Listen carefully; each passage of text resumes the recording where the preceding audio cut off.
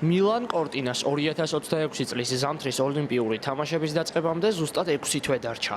გახსნის ცერემონია მილანში, სან-სირო სტადიონზე 2026 წლის 6 თებერვალს გაიმართება. ეს არის პირველი თამაშები, სადაც სრულად ითვალისწინებენ საერთაშორისო ოლიმპიური კომიტეტის პრეზიდენტის თომას ბახის მიერ განხორციელებულ ხარჯების შემცირების რეფორმებს და ძირითადად არსებულ არენებს გამოიყენებენ. ალპაინის დისციპლინა ქალთა შორის კორტინაში და მამაკაცთა შორის ბორმიოში ჩატარდება. ლივინიო თავისუფალი სტილით თხილამურებით სრიალსა და სნოუბორდს უმასპინძლებს, ხოლო ბიატლონი კი ანტერსელვაში გაიმართება.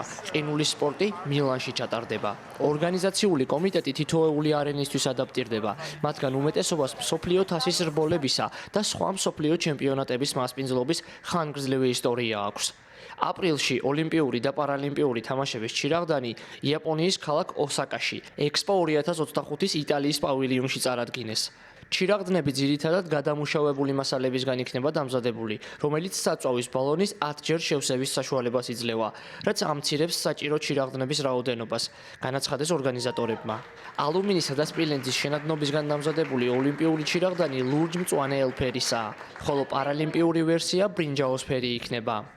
ჩირაღდნის ესტაფეტა 26 ნოემბერს ოლიმპიაში დაიწყება და ოლიმპიური ცეცხლი იტალიაში 63 დღის განმავლობაში იმოგზაურებს.